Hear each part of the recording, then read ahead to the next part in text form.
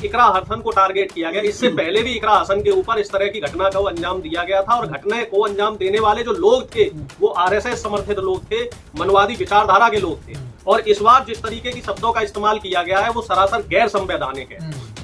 वो एक क्या कह सकते हैं कि जो उपद्रवी टाइप के जो आइटम होते हैं, जो असामाजिक तत्व होते हैं, वो असामाजिक घटना है। और माहौल तो भाई साहब उत्तर प्रदेश हो या पूरा देश हो, माहौल पूरी तरीके से बिगड़ा हुआ है। इस समय जाति के नाम पर, धर्म के नाम पर सामाजिक सौहार्द का जो सामाजिक ताना बाना है वो इस कदर बिगाड़ दिया गया है कि इसको बनने में सालों साल लग जाएंगे। और इससे फायदा किसको मिल रहा है? बीजेपी को मिल रहा है।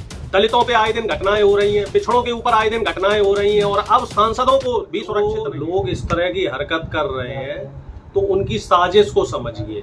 इस समय उत्तर प्रदेश हो या केंद्र सरकार हो, दोनों तरफ से ये लोग घिरे हुए हैं। उत्तर प्रदेश की सरकार भी घिरी हुई है क्योंकि तमाम ऐसे मुद्दे हैं यहाँ पे जहाँ पे समूचे विपक्ष ने केंद्र सरकार पे निशाना बनाया हुआ है।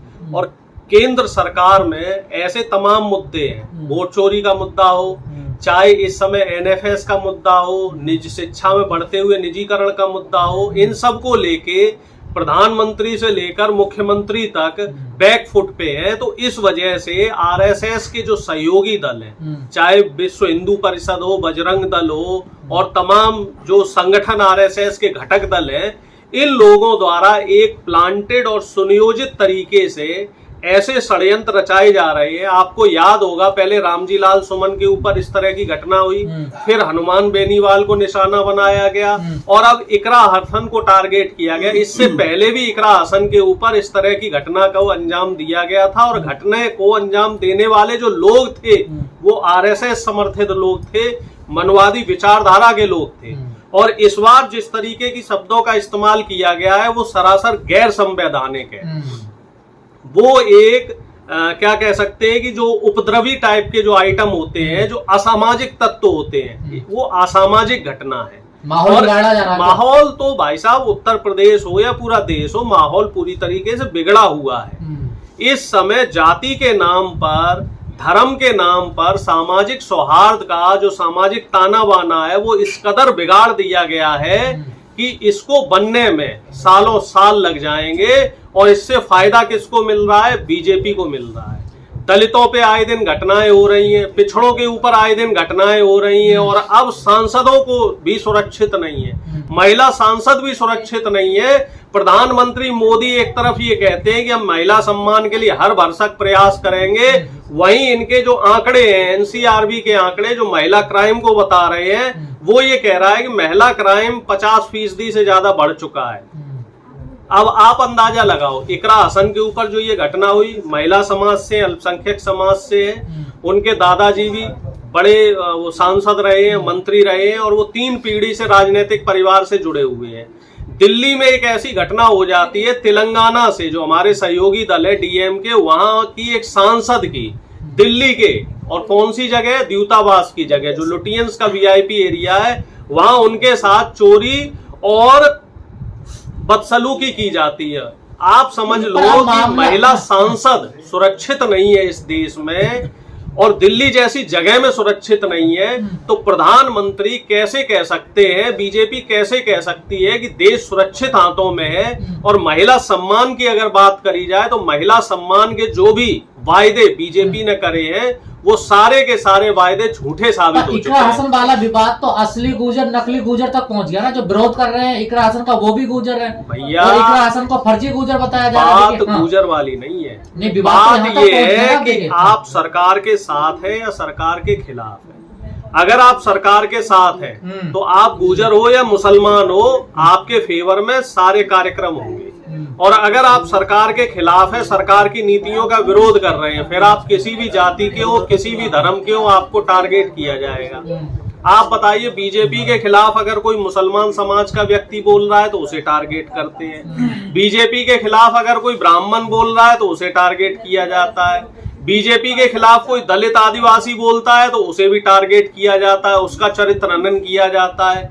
महिलाओं को, चाहे वो किसी भी समाज की हो, अगर वो बीजेपी के खिलाफ बोल रही है, तमाम महिला पत्रकार है जो ब्राह्मण समाज से आती हैं, उनके लिए किस किस तरह के शब्दों का इस्तेमाल बीजेपी के लोग करते हैं, आरएसएस के लोग करते हैं। ये बात सिर्फ और सिर्फ ये है कि कौन बीजेपी के साथ है। जो बीजेपी के साथ है उसके 1000 खून माफ है, और जो बीजेपी के विरोध में है तो उसको आप नकली बताया जाएगा, उसको देशद्रोही बताया जाएगा, उसको गद्दार बताया जाएगा, और उसके डीएनए में खोट निकालने की कोशिश की जाएगी। और ऐसा घृणित काम सिर्फ बीजेपी और आरएसएस के मनवादी विचारधारा के जो लोग हैं वही कर सकते हैं, क्योंकि ये लोग संविधान विरोधी हैं। चौधरी ने कहा इन्हें महिला मुख्य धारा में आते हुए हजम नहीं हो रही। ये लोग ये चाहते हैं कि आज से 150 साल पहले जैसे महिलाएं पर्दे के पीछे रहती थी और महिलाओं के सिर्फ 2 काम होते थे, घर में चूल्हा चौका करना, घर के काम करना और बच्चे पैदा करना।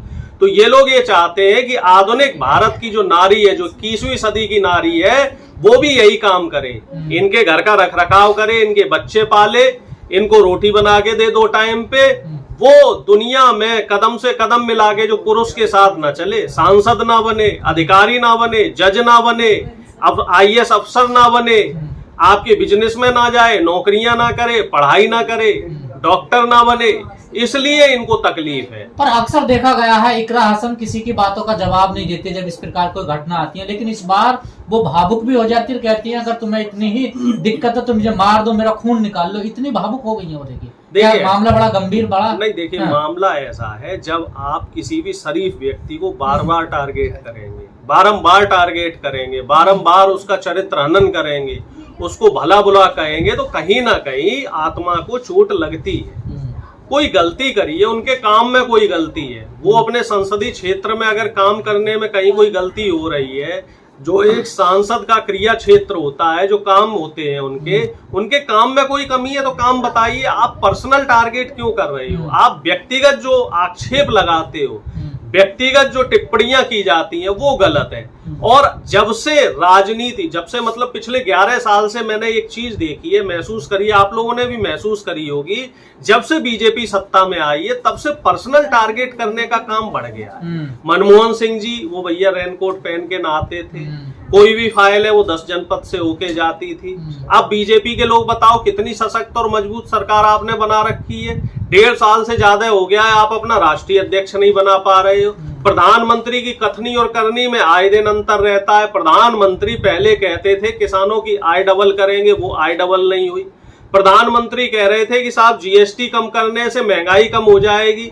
हम तो देख रहे हैं कि जो जरूरत के सामान है वो अब भी, जीएसटी कम हुए 1 महीना हो गया है, लेकिन अब भी जो घरेलू जरूरत का सामान है वो उसी दाम पे मिल रहा है। भैया ये महंगाई जो बढ़ रही है और जीएसटी जो 10% आपने कम करी है, तो इस पे लगाम लगाने का काम कोई पाकिस्तान का आदमी आएगा वो करेगा, या अमेरिका वाले आके करेंगे, कि रूस वाले आके करेंगे?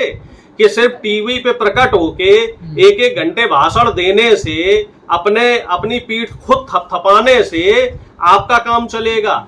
सरकार का काम होता है, प्रधानमंत्री का काम होता है कि जो गवर्नेंस है, जो सरकारी कार्यकलाप है, जो सरकारी कार्य है, उनकी देखरेख भी करना। लेकिन प्रधानमंत्री वो काम नहीं करेंगे। आपको मालूम है कितने देशों के राष्ट्राध्यक्ष इन्होंने दिल्ली पे बुला रखे हैं? तमाम जो छोटे छोटे देश हैं उनके राष्ट्राध्यक्षों को दिल्ली बुला रखा है, उनको यहाँ आमंत्रित किया है चाय पे, और दिवाली होने के बाद ही प्रधानमंत्री भी निकल जाएंगे विदेशी दौरे पर। प्रधानमंत्री सिर्फ और सिर्फ दो समय वाले मामले प्रधानमंत्री क्या करेंगे बताइए? कुछ नहीं करेंगे। ये बताइए, कार्रवाई पुलिस कर रही है। सीजीआई वाले मामले में प्रधानमंत्री की कोई टिप्पणी आई क्या?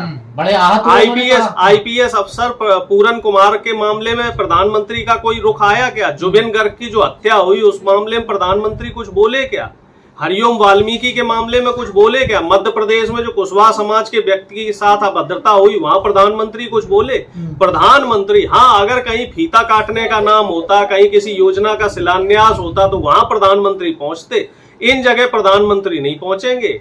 बस उनकी, हाँ, हो सकता है कि कहीं कोई विषम परिस्थितियां हो तो आत्मा जरूर उनकी आहत हो जाएगी, वो दिल से भले किसी को माफ ना कर पाए, लेकिन कानूनी कार्यवाही कोई नहीं होगी, उस पे उनकी तरफ से कोई एक्शन नहीं होगा। मामला पूरा सनातन में तब्दील हो जाता है ना। देखिए मामला, देखिए आप, ऐसा है, सनातन को बदनाम करने का प्रयास मत कीजिए। ये बीजेपी द्वारा रचे गए ढकोसले हैं। जहां भी ये घिर जाते हैं, जहां भी इनको ये लगता है कि अब ये बैकफुट पे आ गए, तो वही जय श्री राम के नारे लगाने लग जाएंगे, वही सनातन, पुरातन और हिंदुत्व के राग लापने लग जाएंगे, भैया जहां पे राजनीति हो रही है, जहां पे मुद्दों की बात हो रही है, तो वहां पे आप धर्म को और देश को क्यों ले आते हो? मुद्दे की बात हो रही है, सवाल आपसे जिस मुद्दे पे हो रहा है उसी मुद्दे पे जवाब दो। जब आप लॉ एंड ऑर्डर को डिस्टर्ब कर रहे हैं, जब आप नियम कानून तोड़ रहे हैं, तो आपको सजा मिलनी चाहिए, आपसे सवाल होने चाहिए। लेकिन सवाल के जवाब से आप लोग डर जाते हो और जय श्री राम, भगवान राम को बदनाम करने का काम करते हो,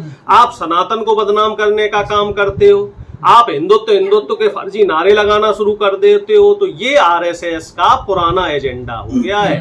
ये 11 साल पुरानी तकनीकी है और ये टेक्निक अब चलेगी नहीं। लेकिन देश में मोदी जी की मां को भी निशाना बनाया जाता है, यहाँ अब उनको इकरा आजम को निशाना बनाया है, तो बिलबिला उठे हैं विपक्षी। ये एक साथ क्यों नहीं रहते दोनों पक्ष? हम हमेशा एक साथ है। प्रधानमंत्री की मां को जब टारगेट किया गया था तब हमने कहा था व्यक्तिगत टिप्पणियां ना करो। स्मृति ईरानी जी के ऊपर टिप्पणियां हो रही थी।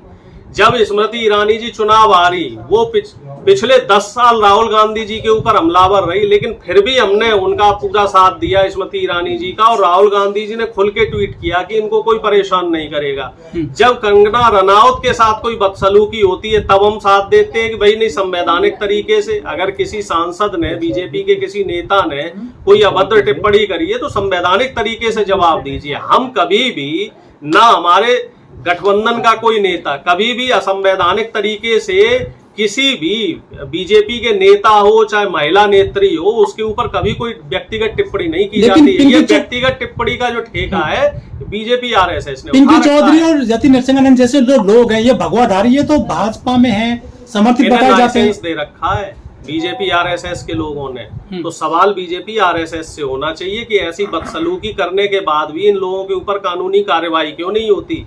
यति नरसिम्हा राव जैसे लोग जो असामाजिक तत्व है, या फिर इनको साधारण भाषा में कह सकते हैं गुंडे हैं, मवाली है, ऐसे लोगों को जेल की सलाखों के पीछे होना चाहिए। जो बाकी आप जो नाम ले रहे हैं, जो तमाम दल बने हुए हैं, इनके जो नेता हैं, इन लोगों के ऊपर कानूनी कार्रवाई क्यों नहीं होती? कानूनी कार्रवाई करने के लिए मैं फिर कहूंगा कि किसी दूसरे देश के लोग आएंगे क्या? और कानून इस देश में दो क्यों है? सरकार के खिलाफ अगर कोई बोल रहा है, कोई सरकार की नीतियों का विरोध कर रहा है, तो उस पे तो आप तुरंत देशद्रोह लगा देते हो। और अगर कोई सरकार से समर्थित व्यक्ति है और वो संविधान का उल्लंघन कर रहा है, तो उसे छूट क्यों दे देते हो? आखिर बीजेपी के शासन काल में ये दो तरह के नियम और कानून क्यों चल रहे हैं? तो इस तरह के सवाल तो बीजेपी से होंगे, प्रधानमंत्री से होंगे, और जवाब भी इन लोगों को देने पड़े। ठीक है, धन्यवाद।